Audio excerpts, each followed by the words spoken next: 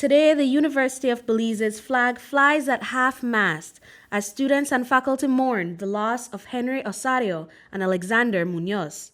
These promising biology majors were on track to graduate with their bachelor degrees, but their lives were tragically cut short in a drowning incident at Guanacaste Park. Staff reported that Osario, Munoz, and two female friends arrived around 2 p.m., but sadly, they were found dead less than 3 hours later. Commissioner of Police Chester Williams has more on this unfortunate incident. Upon arrival, they met two female in a frantic state. Those female told the police that their two male counterparts had gone under the water and had not resurfaced. Based on that, the police conducted some searches in the area, and the two male individuals were found and taken from the water. But by then, it was too late. They were already without life. Based on that, they were taken to the hospital and they were pronounced dead on arrival.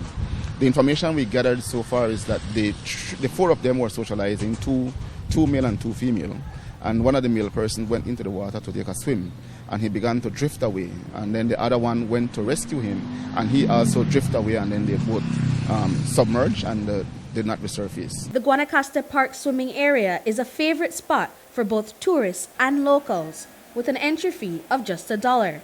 Police reported that the group had been drinking alcohol, which is allowed in the area.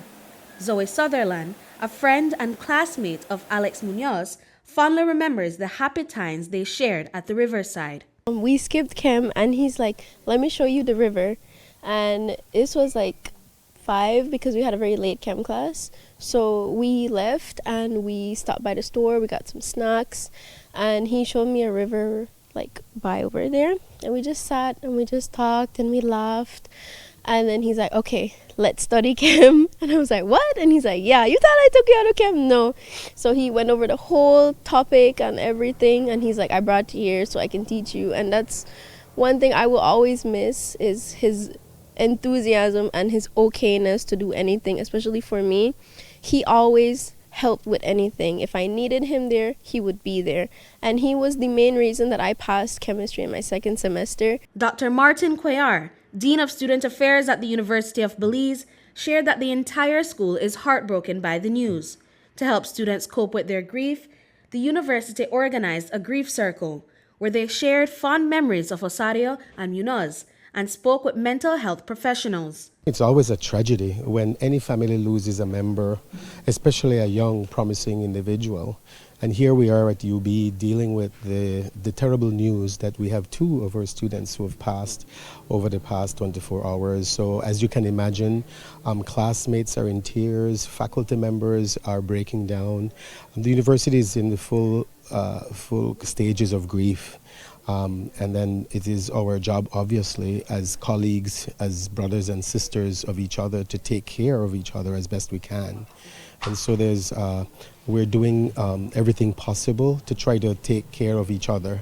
We have a grief circle that is just wrapping up right now for close friends, classmates in particular, of Henry and Alex. And then we have a memorial scheduled or being organized for next week. Longtime friends of Henry Osario attended the vigil, sharing that his death hits especially hard because they grew up with him.